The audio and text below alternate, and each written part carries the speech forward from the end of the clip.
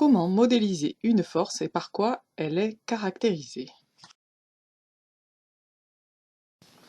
Pour pouvoir étudier une action mécanique, on la modélise par une grandeur appelée force. La force représente donc l'action d'un objet, l'acteur, sur un autre objet, le receveur.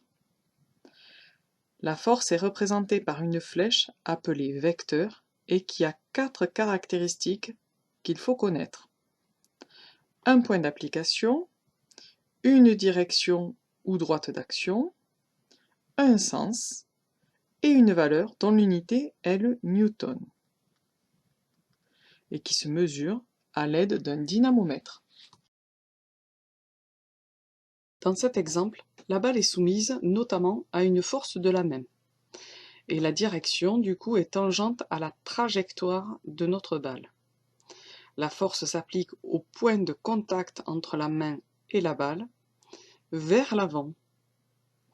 Mais il y a aussi la force exercée par la terre sur la balle, que l'on appelle aussi le poids de la balle. Le poids, on le retrouvera sur toutes les études mécaniques sur Terre. Il faudra préciser de quelle force on parle. On l'écrira F pour force, avec une petite flèche au-dessus pour symboliser le vecteur. Et ensuite, la force sera de l'acteur sur le receveur. Ici, on a une partie de ping-pong. Si on étudie la balle, on distinguera plusieurs forces grâce au DOI. La force exercée par la raquette sur la balle, par la balle sur la raquette, ou encore par la terre sur la balle. Cette dernière est appelée aussi poids, comme on vient de le voir. Dès qu'il s'agit du poids, le point d'application se situe au centre de gravité de l'objet. La direction de la force sera la verticale et le sens vers le centre de la Terre. Au niveau de la valeur, nous avons déjà vu la formule P est égale à M fois G. Cette valeur sera exprimée en newton. Il y a aussi les forces d'interaction gravitationnelle. Prenons par exemple la force de la Terre sur le Soleil. À partir du moment où deux objets ont une masse, dans l'univers, ils vont s'attirer l'un vers l'autre.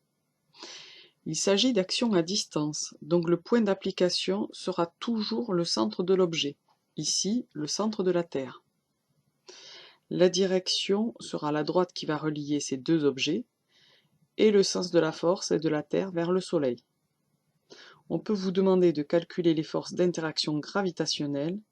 L'intensité de ces forces dépend de leur masse et de la distance qui les sépare. Ce sera le même type de force pour tous les satellites, naturels ou non. Sur votre schéma, il peut arriver que l'on donne une échelle. Donc la longueur de la flèche doit correspondre à la valeur que vous voulez représenter. Intéressons-nous maintenant aux forces de réaction. Le sol réagit au poids de la boule de pétanque en exerçant une force qui s'y oppose. On la note souvent R pour réaction. C'est une action de contact, donc le point d'application de la force sera le point de contact entre la boule de pétanque et le sol. Ou le centre de contact de l'objet si l'action est répartie, comme pour un livre posé sur une table.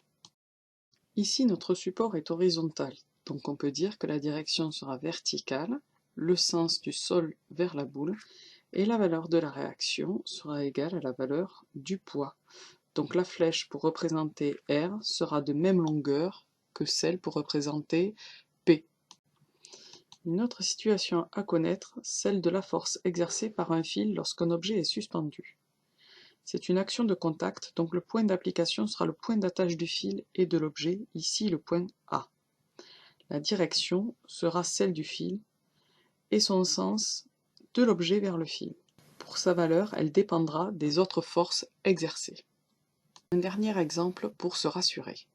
Si l'on prend la situation où un chien est en train de tirer sur la laisse, il y a bien une réaction de la laisse sur le chien.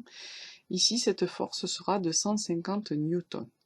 Le point d'application sera le point d'attache, la direction correspondant à la direction de la laisse.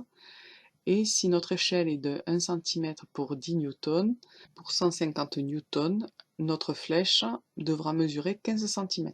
Notre flèche ira bien du point d'application vers le maître du chien.